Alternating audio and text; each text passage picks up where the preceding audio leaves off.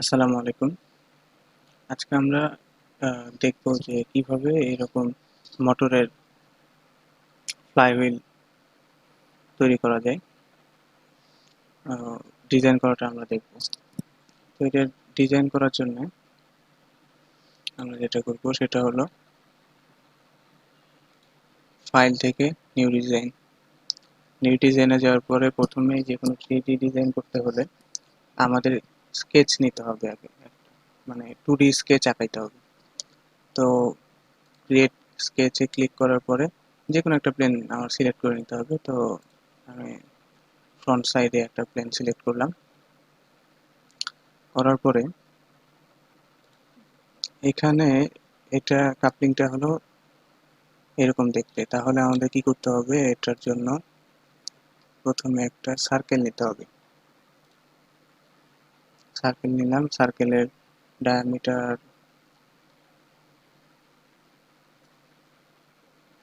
120 দিলাম। আপনারা এখান থেকেও ডায়ামিটার দিতে পারেন, আবার সার্কেল নেওয়ার পরে এখান থেকে ডাইমেনশন নিয়ে এসে ক্লিক করেও দিতে পারেন। একটা সার্কেল নেওয়া হইলো। এবার যেটা হবে সেটা হলো যে আমাদের সেন্টারে আরেকটা সার্কেল নিলাম, এটার আরেকটা সার্কেল।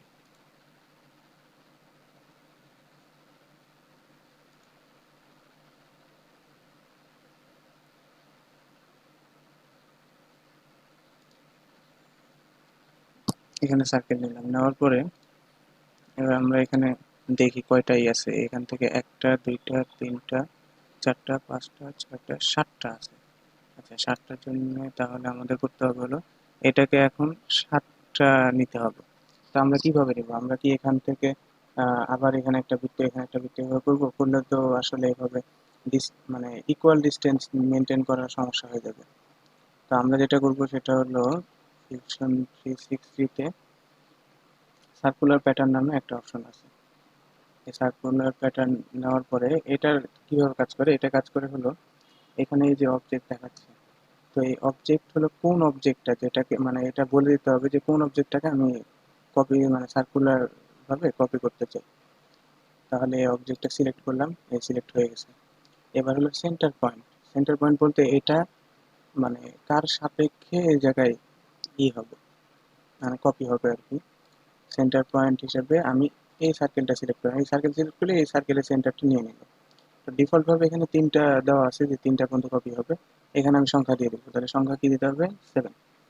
7 দেওয়ার সাথে সাথে 7টা চলে আসলো বৃত্ত, এবং 7টাই ইকুয়াল ডিস্টেন্স মেনটেন করে আছে। ওকে করে দিই।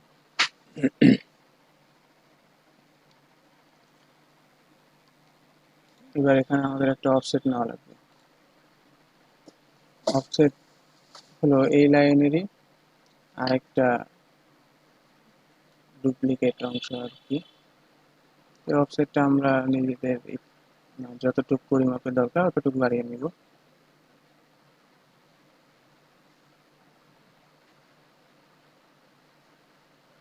ঠিক আছে, ওকে। এরপরে আমরা এরপরে আমরা করব হলো এটা নেওয়া শেষ। আমাদের স্কেচ আপাতত এখানে শেষ। ফিনিশ স্কেচে দিয়ে দিলাম। ফিনিশ স্কেচে দেওয়ার পরে এখান থেকে এবার আমাদের এটাকে 3D অবজেক্ট বানাইতে হবে। তাহলে কি করতে হবে? এক্সট্রুড। এক্সট্রুড সিলেক্ট করলাম, করার পরে যে প্রোফাইলটাকে আমি তুলবো এগুলো সিলেক্ট করে দিচ্ছি। এগুলো যে সিলেক্ট করেছি এই যে এখানে সিলেক্ট হচ্ছে, এখান থেকে একটা করে দিলে ডিসিলেক্ট করে দিলে এখানে দেখা যাবে যে 2টা সিলেক্ট হয়ে আছে। তো এই যে সিলেক্ট করে দিলাম। করার পরে এখন এটাকে আমরা বাড়াবো, এই যে এভাবে বাড়াইতে পারি, আর নিচের দিকে দিয়েও বাড়াইতে পারি। তো এখানে কতটুকু বাড়াবো? 20 mm দিয়ে ওকে করে দিলাম। ওকে করে দেওয়ার পরে এখন আমাদের যে কাজটা করতে হবে সেটা হলো যে স্কেচ তো আর দেখা যাচ্ছে না। তো স্কেচ টানতে গেলে এখানে মাউসের লেফট বাটন ক্লিক করে এই স্কেচটা হাইড হয়ে আছে এটাকে টিক দিতে হবে। আচ্ছা, এবার আমাদের করতে হবে হলো আবার এক্সট্রুড যাওয়ার পরে এই পাশের প্রোফাইল সিলেক্ট করে দিলাম। সিলেক্ট করার পরে এই নিউ বডিটাকে জয়েন্ট করে দিতে হবে, জয়েন্ট বডি করে দেওয়ার পরে আমি ওয়ান সাইডেড না, আমি টু সাইডেড চাচ্ছি, তাহলে এই করতে হবে, এই নিচের অ্যারোটা সিলেক্ট থাকা অবস্থায় আমি প্রথমে এই প্রোফাইলটা সিলেক্ট করে দিলাম। তাহলে কি হলো, এটা এক্সট্রুড হয়ে এই উপর থেকে এক্সট্রুড হয়ে নিচের এই প্রোফাইল পর্যন্ত আসলো। তাহলে এটা 20 mm দূরত্বে আছে, আর আপাতত 20 mm পর্যন্ত আসছে। এরপরে আমরা করব কি,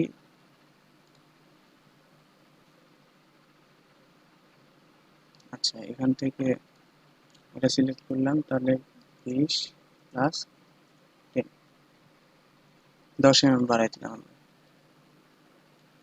এখানে আমাদের একটা ভুল হয়েছে যে 10 mm এ সম্ভবত হবে না, 10 mm অনেক কম হয়ে যাচ্ছে। তাহলে আমরা 20 20 প্লাস 20,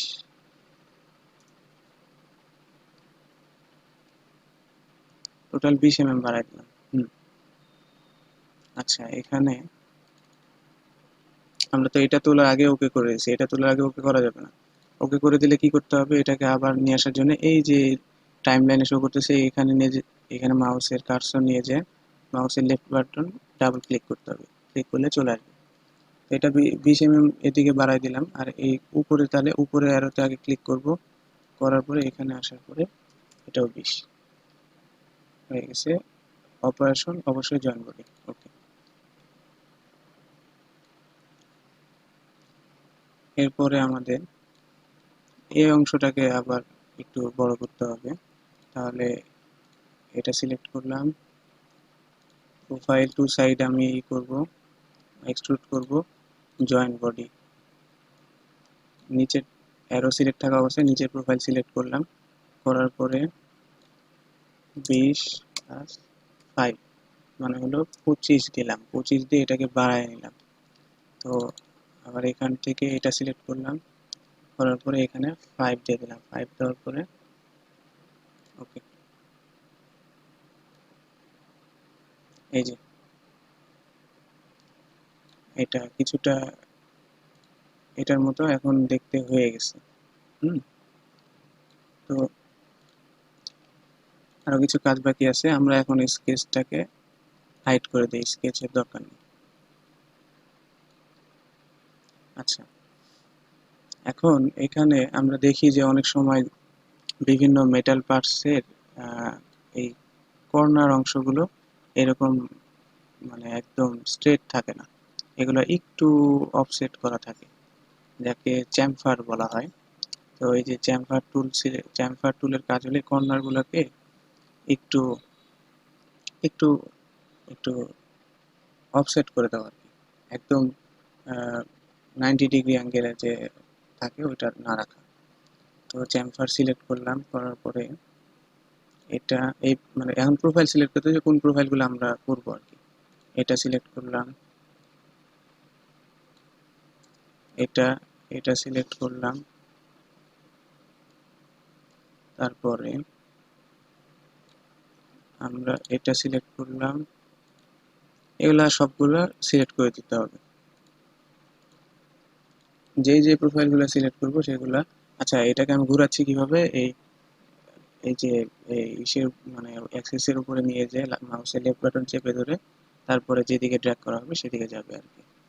হ্যাঁ এবার এই প্রোফাইলগুলো সিলেক্ট করে দিই।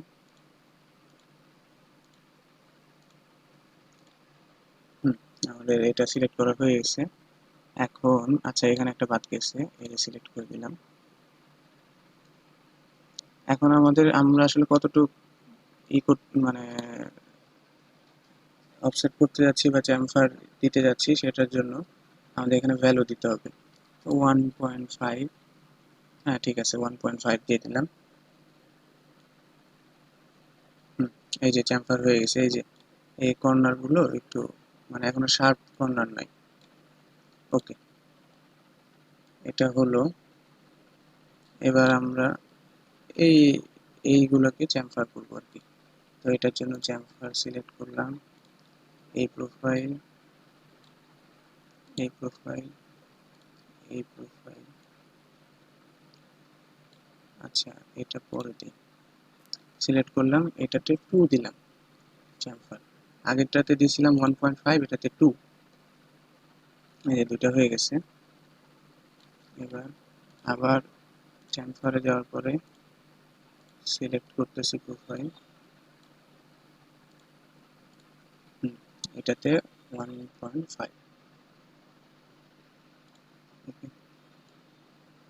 এই যে। এবার দেখুন কালার, যদি আমরা মানে কালারের দিকে যদি নজর না দিই তাহলে কিন্তু দুইটা প্রায় সেম টু সেম হয়ে আসছে, এই যে।